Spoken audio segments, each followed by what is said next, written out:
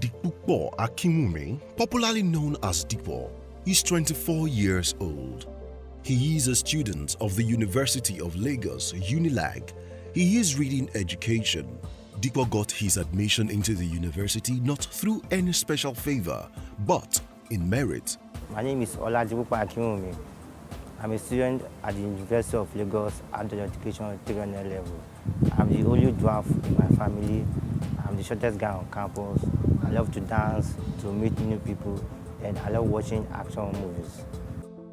Dipo is short indeed. He describes himself as the shortest guy on campus. Dipo is actually too short for his age. He is in the class of what medical scientists call achondroplasia or dwarfism. It's mostly a mutation in the gene, okay? Which I said it can be inherited and it's something that can occur at conception. It can occur at conception. Most of the times, because of this mutation, it can't exactly state what it is, okay? But yes, there are risks, there are things that a woman should not do when they get pregnant, okay? And those are risk factors. Like when you talk about, you send a woman who's pregnant, or probably you didn't know the person is pregnant, and then you send the person to go and do X-ray. The person is exposed to radiation, and bearing in mind that early phases of pregnancy, and actually throughout the course of pregnancy, the child cell, or rather the cells of the fetus is constantly replicating. Okay, so the radiation could cause harm at any particular point in that replication, which causes a mutation at that point. And well, at that point, it's really nothing, you cannot correct it because that damage has already been done, which is why in pregnant women, as much as possible, you don't allow them to expose themselves to radiation. But despite these deficiencies, dwarfs are very normal people.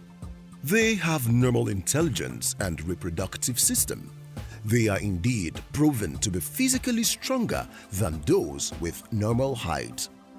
Scientists say that there is a dwarf in about every 40,000 or more children.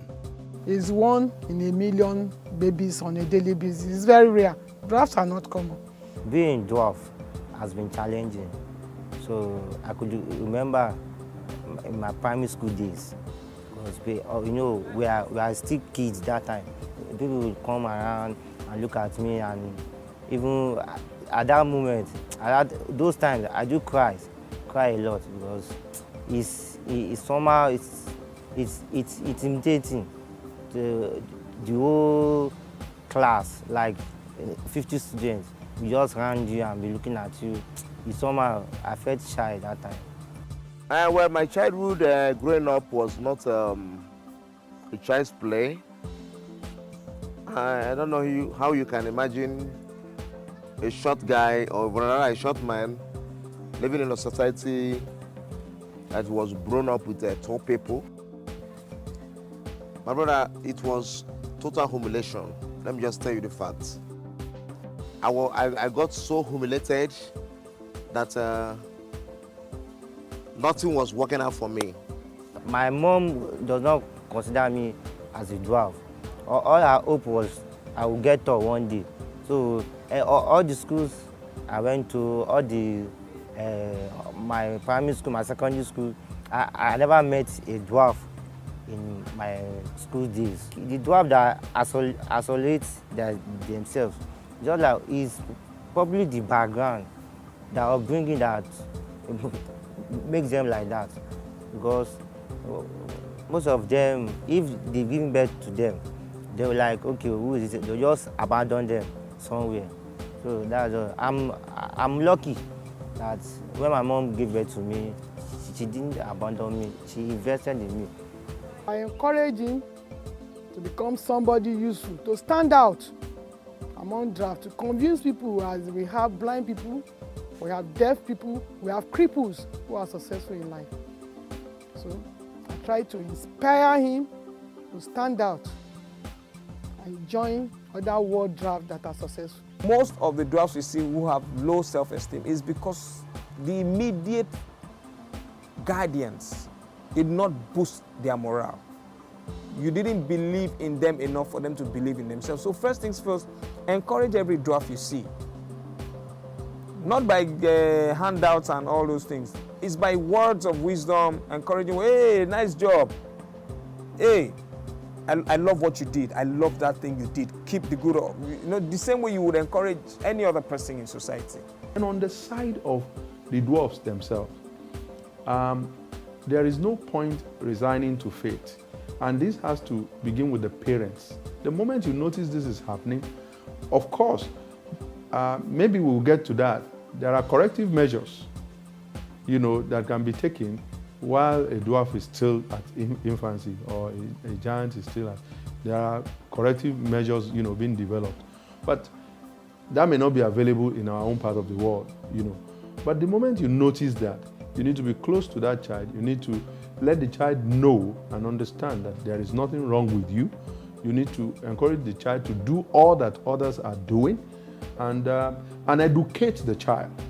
You see, if a dwarf is educated to the extent that he's a dynamite, in knowledge, and people need what he knows, they will need to get it regardless of his looks.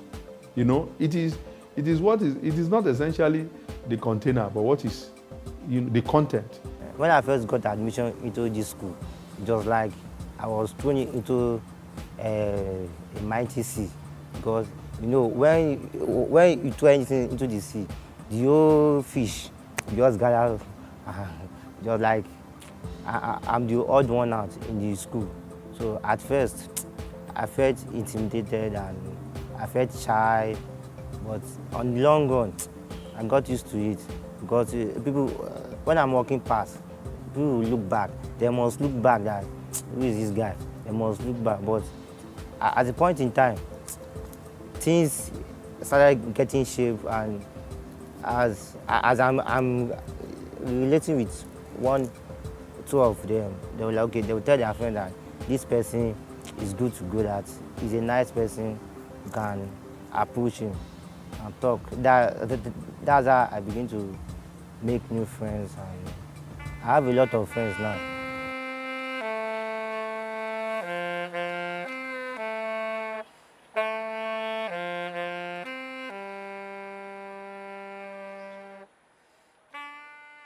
One distinct thing about Dipo is his popularity on campus, not just because of his height or size, but because of his friendliness, his humility.